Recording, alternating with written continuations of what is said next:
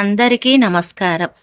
ముంబైకి 100 కిలోమీటర్ల దూరంలో సీతాపురం అనే పల్లెటూరు ఉంది. ఆ గ్రామంలో ఎవరినడిగినా సరే ముఖర్జీ గురించి గొప్పలు చెప్తూ ఉంటారు. ముఖర్జీ అంటే ఆ గ్రామానికి ఒక దేవుడు లాంటివాడు. ఏ కష్టం వచ్చినా సహాయం కావాలి అని గుమ్మంలో నించుంటే వెంటనే సహాయం చేస్తాడు. తల్లిదండ్రులు చనిపోయినా ఒంటరిగా మిగిలిపోయిన ఆడపిల్లల్ని గవర్నమెంట్ హాస్టల్లో చేర్పించటం, అనాథ శరణాలయాల్లో చేర్పించటం, తెలిసిన చోట ఉద్యోగాలు ఇప్పించటం అలా తనకు చేతనైన సహాయం చేస్తూ ఉంటాడు. ముఖర్జీ భార్య చాలా అమాయకురాలు. ముఖర్జీకి ఒక కూతురు, తన పేరు సోనాక్షి. కూతురంటే పంచప్రాణాలు. తనకు ఏదైనా బలహీనత ఉంది అంటే అది కూతురు మాత్రమే. కూతురు మీద ఎనలేని ప్రేమ ఉంది. ముఖర్జీ భార్యకి భర్త, కూతురు తప్ప వేరొక ప్రపంచం తెలియకుండా ఆ ఊరిలోనే ఆ ఇంట్లోనే ఉంటూ ఉంటుంది. ముఖర్జీ తన వ్యాపార లావాదేవీల కోసం ముంబై వెళ్తూ ఉంటాడు. ఎప్పుడూ భార్యను గాని కూతుర్ను గాని ఆ గ్రామం నుండి బయటకు తీసుకువెళ్ళలేదు. ఎన్నిసార్లు సోనాక్షి చదువు కోసం ముంబై వెళ్తానన్నా, సరదాగా షాపింగ్ కోసం ముంబై తీసుకువెళ్ళమని అడిగినా అస్సలు తీసుకువెళ్ళడు. ఏదైనా కావాలంటే ముఖర్జీయే తీసుకుని వస్తాడు. సోనాక్షికి పక్క ఊర్లో సాఫ్ట్వేర్ ఉద్యోగం చేసే వినయ్ అనే అబ్బాయితో పెళ్లి కుదురుతుంది. పెళ్లి ముహూర్తం కూడా పెట్టుకున్నారు. 15 రోజుల్లో సోనాక్షి పెళ్లి. పెళ్లి పనులన్నీ చాలా బాగా జరుగుతున్నాయి. అంతలో ఆ ఊరిలో ఒక అమ్మాయి ఉద్యోగం చూపించండి బతుకు తెరువు కోసం అని ఇంటి ముందుకు వచ్చి ఏడుస్తూ అడగటంతో ఇంట్లో పని వాళ్ళకి పెళ్లి పనులు అప్పగించి ఆ అమ్మాయికి ఉద్యోగం ఇప్పించడం కోసం అమ్మాయిని తీసుకుని ముంబై వస్తాడు ముఖర్జీ. సోనాక్షి తన పెళ్లికి చాలా బ్రాండెడ్ బట్టలు తీసుకోవాలి అనుకుంటుంది. కానీ ఆ ఊరిలో అలాంటి బట్టలు దొరకవు. తను కావాలనుకున్న బట్టల కోసం ముంబై వెళ్ళాలి. వాళ్ళ నాన్నని ముంబై వస్తాను అని అడిగితే ఎలాగూ ఒప్పుకోడు అని తెలిసి వాళ్ళమ్మ దగ్గరికి వెళ్ళి, అమ్మా, నేను పెళ్లి చేసుకుని వెళ్ళిపోతున్నాను. నాకు ఒక చిన్న కోరిక ఉంది. నా పెళ్లికి నాకిష్టమైన బట్టలు వేసుకోవాలి అనుకుంటున్నాను. నేను ముంబై వస్తాను అంటే నాన్న ఒప్పుకోరు.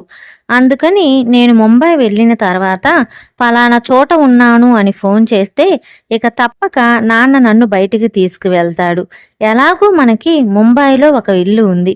2 రోజులు అక్కడే ఉండి నాకు కావలసిన బట్టలు కొనుక్కొచ్చుకుంటానమ్మా, ప్లీజ్ అమ్మా అని వాళ్ళమ్మని బతిమిలాడుతుంది. సోనాక్షి అలా బతిమిలాడేసరికి తన మాట కాదనలేక సరే అని ఒప్పుకుంటుంది. సోనాక్షి రాత్రి ట్రైన్కి ముంబై బయలుదేరి వెళ్తుంది. ముంబైలో రైలు దిగిన వెంటనే వాళ్ళ నాన్న ముఖర్జీకి ఫోన్ చేస్తుంది సోనాక్షి. సోనాక్షి ముంబైకి వచ్చాను అన్న విషయం తెలుసుకున్న ముఖర్జీకి చాలా కోపం వస్తుంది. వెంటనే రైల్వే స్టేషన్ దగ్గరికి వెళ్తాడు. వెంటనే తిరిగి మన ఊరు వెళ్ళిపోదాం పదా అని చెప్పి కారు మాట్లాడతాడు ముఖర్జీ. ప్లీజ్ నాన్న, ముంబై వచ్చాను కదా, నాకు నచ్చిన బట్టలు కొనుక్కుంటాను నాన్న, ఈ ఒక్కసారికి ప్లీజ్ అని రిక్వెస్ట్ చేస్తుంది సోనాక్షి. ఇక సోనాక్షిని బాధ పెట్టడం ఇష్టం లేక సరే అని ఇబ్బందిగానే ఇంటికి తీసుకువెళ్తాడు ముఖర్జీ. బయట ఎవరూ చూడకుండా తన ముఖాన్ని కవర్ చేసుకుంటూ ఇంటి లోపలికి తీసుకువెళ్తాడు. ఇంట్లో ఫ్రెష్ అవ్వమని చెప్పి బయటికి వెళ్ళి టిఫిన్ తీసుకువస్తాడు ముఖర్జీ. సోనాక్షి టిఫిన్ చేస్తుండగా అంతలో ముఖర్జీకి ఫోన్ రావటంతో, అమ్మా సోనాక్షి, నాకు అర్జెంట్ పని ఉంది. పని పూర్తి చేసుకుని వచ్చిన తర్వాత మనిద్దరం షాపింగ్కి వెళ్దాం. నువ్వు మాత్రం బయటికి ఎక్కడికి వెళ్ళకు. నీకు బోర్గా అనిపిస్తే టీవీ చూడు అని చెప్పి అక్కడి నుంచి బయలుదేరతాడు ముఖర్జీ. సోనాక్షి ఆ ఇల్లంతా చూస్తూ ప్రశాంతంగా తిరుగుతూ ఉంటుంది. అంతలో ముఖర్జీ గారు అంటూ ఒక ఆవిడ వస్తుంది. సోనాక్షి ఆవిడను చూసి, నాన్నగారు ఇప్పుడే బయటకు వెళ్ళారండి, వస్తారు, కూర్చోండి అని కుర్చీ వైపు చేయి చూయిస్తుంది. ఏంటమ్మా, నువ్వు ముఖర్జీ వాళ్ళ కూతురువా అని ఆశ్చర్యపోతూ అడుగుతుంది ఆవిడ. అవునండి. అరే, నేను నిన్ను తీసుకువచ్చి అసలు మాకు చూపించని కూడా చూపించలేదు మీ నాన్న. ఎప్పటి నుంచో మీ అమ్మని నిన్ను తీసుకురమ్మని అడుగుతున్నాము. అయినా తీసుకువస్తాను అంటాడు, తీసుకురాడు. సర్లే పద, మన ఇంటికి వెళ్దాం అంటుంది వచ్చిన ఆవిడ. వద్దులేండి ఆంటీ, నాన్న వచ్చిన తర్వాత ఇద్దరం కలిసి వస్తాం, నేను రాని అంటుంది సోనాక్షి.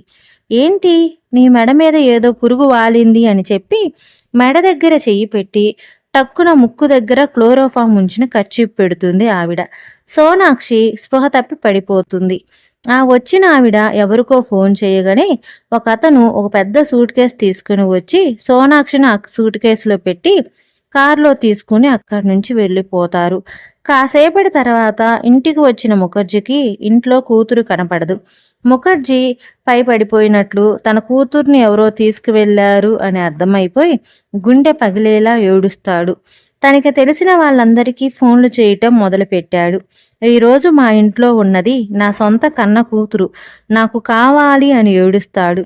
ఫోన్ చేసిన వాళ్ళందరూ, నీకు తెలుసు కదా ముఖర్జీ, ఒకసారి అమ్మాయి అక్కడికి వెళ్ళింది అంటే ఎక్కడ ఉందో తెలుసుకోవటం కష్టం, తిరిగి రావటం కూడా కష్టం. అది తెలిసి కూడా నువ్వు నీ కూతుర్ని ఇక్కడికి తీసుకొచ్చి తప్పు చేశావంటారు. అయినా ముఖర్జీ పట్టు వదలకుండా తన కూతురు కోసం ఆ ఏరియా మొత్తం వెతకడం ప్రారంభించాడు. కానీ పోలీస్ స్టేషన్కి వెళ్ళి మాత్రం కంప్లైంట్ ఇవ్వలేదు. కొన్ని గంటల తర్వాత సోనాక్షికి మెలకువ వచ్చి చూసేటప్పటికి అక్కడ కొత్త గదిలో మెత్తడి పరుపు మీద పండుకొని ఉంది. ఆ గది మొత్తం ఏదో వింతగా అనిపించింది. విపరీతమైన సువాసనలు వెదజల్లుతున్నాయి. తన బాడీని తను చూసుకుంటే తన ఒంటి మీద ఉండవలసిన పంజాబీ డ్రెస్ లేకుండా ఏవో చిన్న చిన్న పొట్టి పొట్టి డ్రెస్సులు కూడా వేసి ఉంటాయి. ముఖానికి కూడా ఎవరో మేకప్ వేసి ఫుల్లుగా రెడీ చేసి ఉన్నారు.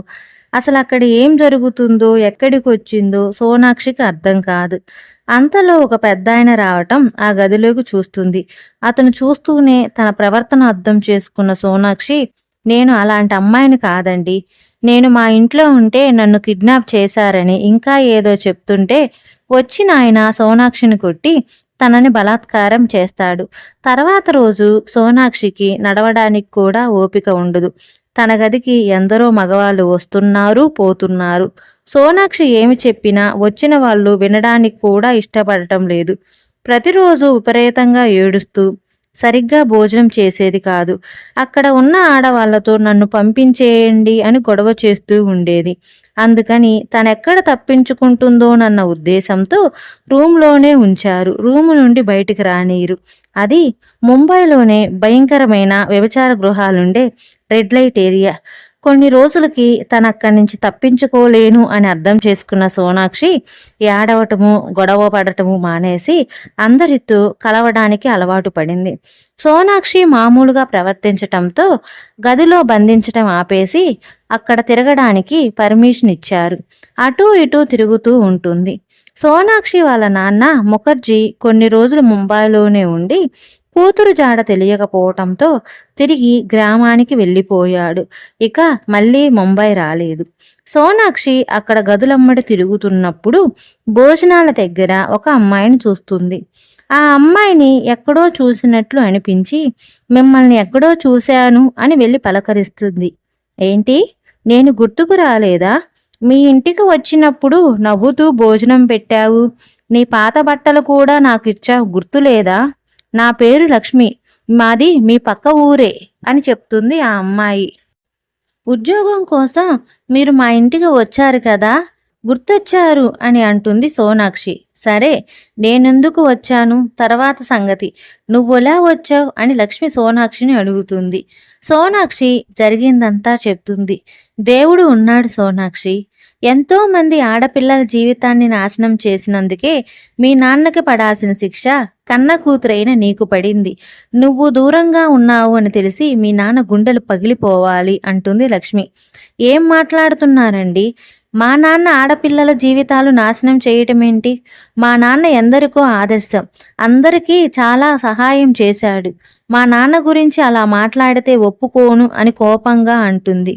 మీ నాన్న ఒక బ్రోకర్, ఉద్యోగం ఇప్పిస్తాను, హాస్టల్స్లో ఉంచుతాను అని చెప్పి ముంబైకి తీసుకువచ్చి ఏమీ తెలియనట్టు బయటికి వెళ్తాడు. ఆ తర్వాత ఒక ఆమె వచ్చి మాటల్లో పెట్టి మత్తుమందు ఇస్తుంది. కొన్ని గంటల తర్వాత ఈ ఏరియాల్లో ఉంటాము. ఎలా ఎందరి జీవితాలు నాశనమైపోయాయో సరిగ్గా లెక్క కూడా లేదు. ఈసారి ఆ ఇంటికి స్వయంగా నువ్వు వచ్చావు. ఆ తీసుకెళ్లే వాళ్ళకి నువ్వు తన కూతురువి అన్న విషయం తెలియదు కాబట్టి నిన్ను అమ్మడానికి తీసుకువచ్చారు అన్న ఉద్దేశంతో తీసుకువచ్చారు అని జరిగిందంతా లక్ష్మి వివరంగా సోనాక్షికి చెప్తుంది. లక్ష్మి చెప్పినవన్నీ సోనాక్షి జీవితంలో కూడా జరగటం వల్ల సోనాక్షికి లక్ష్మి మాటలు నమ్మక తప్పలేదు. ఇప్పటి వరకు వాళ్ళ నాన్నని రోల్ మోడల్గా భావించే సోనాక్షి నాన్న ఇంత కిరాతకుడు అని తెలిసాక తట్టుకోలేకపోయింది. ఇక ఆ రోజు నుండి సోనాక్షి తన జీవితం మీద ఆశలు వదిలేసుకొని ఒక జీవోత్సవంలా బతుకుతుంది. 4 నెలల తర్వాత ఆ ఏరియా కంపెనీకి ఒక మంచి కాంట్రాక్ట్ వచ్చింది. ఆ రోజు ముంబై స్టార్ హోటల్లో ఒక పెద్ద మీటింగ్ జరగబోతుంది. ఆ మీటింగ్కి పెద్ద పెద్ద ప్రముఖులు వస్తున్నారు. మీటింగ్ భోజనము పూర్తయ్యాక వాళ్ళని ఆనందపరచడానికి అమ్మాయిలు కూడా కావాలి. ఎన్ని లక్షలు ఇవ్వడానికైనా రెడీగా ఉన్నారు అని పిలిచి అందంగా ఉండే ఒక 10 మంది అమ్మాయిలను తీసుకుని రమ్మనగా ఆ కాంట్రాక్ట్ తీసుకుని ఆ స్టార్ హోటల్కి 10 మంది అమ్మాయిలను తీసుకుని వెళ్తాడు కాంట్రాక్టర్. ఆ 10 మందిలో సోనాక్షి కూడా ఉంది. ఆ 10 మంది అమ్మాయిలని ఒక రూమ్లో ఉంచుతారు. ఆ రూమ్లో సీసీ కెమెరాలు ఫిక్స్ చేసి ఉంటాయి. మీటింగ్ అయిపోయిన తర్వాత అందరికీ ఆ రూమ్ సీసీ ఫుటేజ్ చూపిస్తారు. ఎవరికి నచ్చిన అమ్మాయిని వాళ్ళు ఆ రాత్రంతా హోటల్ గదిలో ఉండొచ్చు. సోనాక్షిని కూడా ఒకళ్ళు బుక్ చేసుకుంటారు.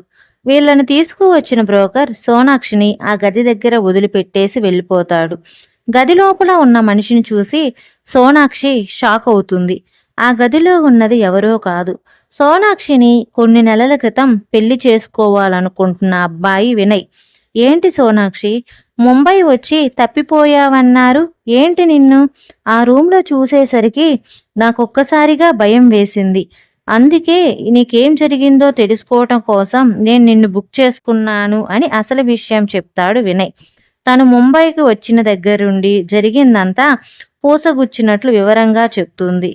ఓ, ఇదా జరిగింది? అయినా మీ నాన్న ఇలాంటి వాడు అంటే నాకు నమ్మబుద్ధి కావట్లేదు.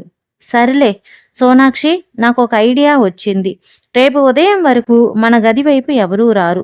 నువ్వు జుట్టు కత్తిరించుకొని నా డ్రెస్ వేసుకొని బయటికి వెళ్ళిపోయి మన ఊరి వెళ్ళిపో. నేను వాళ్ళు నా రూమ్కు వచ్చేసరికి నన్ను కొట్టి తప్పించుకొని పారిపోయింది అని నాటకం ఆడతాను. ఎలాగో వాళ్ళు ఎంక్వైరీ చేసినా నీకు నాకు పరిచయం ఉందన్న విషయం కనుక్కోలేరు. నేను రేపు బయలుదేరి మన ఊరు వచ్చి నిన్ను కలుస్తాను అని చెప్తాడు వినయ్. సోనాక్షి, నేనిక మా ఇంటికి వెళ్ళను వినయ్, ఇక్కడే ఉంటాను అంటుంది. ఎందుకు సోనాక్షి అలా మాట్లాడుతున్నావు? నువ్వు ఇక్కడి నుండి తప్పించుకోవడానికి ఇంతకన్నా మంచి ఛాన్స్ రాదు అంటాడు వినయ్. నేను బయటపడి మాత్రం ఏం చేయగలను చెప్పు అని విరక్తిగా సోనాక్షి అంటుంటే, నువ్వేం చేయగలవు సోనాక్షి, నేను చెప్తాను. మీ నాన్న ఎంతో మంది ఆడపిల్లల జీవితాన్ని నాశనం చేశాడు. ఇక ముందు చెయ్యడు అన్న గ్యారంటీ కూడా లేదు. మీ నాన్నని ఆపాలి. మీ నాన్న ద్వారా అలా చేసే గ్యాంగ్ వివరాలు కనుక్కొని పోలీసులకు చెప్తే కొంతమంది ఆడవాళ్ళనైనా ఆ కోపం నుండి బయటకు లాగొచ్చు అని ఆవేశంగా వినయ్ అనేసరికి సోనాక్షి కూడా అందరి ఆడపిల్లల్ని కాపాడాలి అన్న ఆశ కలిగింది. సరే అని వినయ్ బ్యాగులో ఉన్న ప్లేట్ తీసుకుని తన జుట్టు మొత్తాన్ని కత్తిరించుకేసుకుంటుంది. వినయ్ టవల్ చుట్టుకుని తన బట్టలు సోనాక్షికి ఇస్తే సోనాక్షి వినయ్లా రెడీ అయ్యి బయటికి వెళ్ళి ఆటో ఎక్కి రైల్వే స్టేషన్కి వెళ్ళి తన ఊరు వెళ్ళే ట్రైన్ ఎక్కుతుంది. తర్వాత రోజు ఉదయానికి సేఫ్గా ఆ గ్రామానికి చేరుకుంటుంది సోనాక్షి. తర్వాత రోజు ఉదయం సోనాక్షిని తీసుకువెళ్ళడానికి ఆ ఏరియా మనిషి వస్తే అప్పటికే కింద పడిపోయినట్లు వినయ్ నటిస్తాడు. గది తలుపులు ఎంతసేపటికి తీయకపోవటంతో హోటల్ మేనేజర్ని అడిగి డూప్లికేట్ తాళంతో గదిని తెరుస్తారు. నేల మీద టవల్ చుట్టుకుని వినయ్ పడిపోయినట్లు ఉన్న యాంగిల్ని చూసి వినయ్ ముఖం మీద నీళ్లు చల్లి లేపుతారు. ఏదో తీసుకుని తల మీద కొట్టి నాటకమాడి పారిపోయింది. సీసీటీవీ ఫుటేజ్ చూడండి అని వినయ్ బాధపడుతూ చెప్తాడు. సీసీటీవీ ఫుటేజ్ చూస్తే తన బట్టల్లో పారిపోవడం చూసి ఇక అక్కడ ఉంటే మళ్ళీ మిగతా గుట్టంతా బయటకు వస్తుంది అని మిగిలిన 9 మందిని తీసుకుని ఆ వ్యక్తి అక్కడి నుండి వెళ్ళిపోతాడు. వినయ్ వాళ్ళ ఫ్రెండ్స్ సహాయంతో వేరొక జత బట్టలు తెచ్చుకొని రెడీ అయ్యి ఇంటికి బయలుదేరతాడు. సోనాక్షి ఇంటికి వెళ్తున్నప్పుడు గుమ్మంలోనే వాళ్ళ నాన్న కనపడ్డాడు. చుట్టూతా అందరూ సోనాక్షిని చూసి మీ నాన్న మంచితనం కారణంగానే నువ్వు తిరిగి వచ్చావని, అంతా నీ అదృష్టం అని వాళ్ళ నాన్నను పొగుడుతుంటే సోనాక్షికి పిచ్చ కోపం వచ్చింది. అందరూ వెళ్ళిపోయిన తర్వాత అమ్మ తల్లి అని దగ్గరికి వస్తాడు ముఖర్జీ. వాళ్ళ నాన్నని అలా దగ్గరగా చూసినప్పుడే తను ఇన్ని రోజులు ఆ నరకంలో పడిన నరకయాతన గుర్తుకు వచ్చి, "నువ్వు ఎంతోమంది ఆడపిల్లల జీవితాల్ని నాశనం చేశావు. అందుకే నా జీవితం నాశనం అయిపోయింది. ఛీ! నువ్వు బతికుండి కూడా వేస్ట్" అని చెప్పి కోపంగా అక్కడి నుండి బయటికి వస్తుంది సోనాక్షి. సోనాక్షి అన్న మాటలకి ముఖర్జీకి మైండ్ తిరిగిపోతుంది. తన కూతురికి తన గురించి అన్ని విషయాలు తెలిసాయి అని ఇక తట్టుకోలేని ముఖర్జీ గదిలోకి వెళ్ళి ఉరేసుకొని చనిపోతాడు. వినయ్ సోనాక్షి ఇంటికి వచ్చేసరికి ముఖర్జీ చనిపోయిన విషయం తెలిసి వినయ్ కూడా బాధపడతాడు. సోనాక్షి ఇక ఈ విషయం గురించి తన తల్లికి చెప్తుందో లేదో తెలియదు. తన జీవితం ఎలా ముందుకు వెళ్తుందో కూడా తెలియదు. ఇది ముంబైలో నిజంగా జరిగిన ఒక సంఘటన ఆధారంగా చెప్పిన కథ.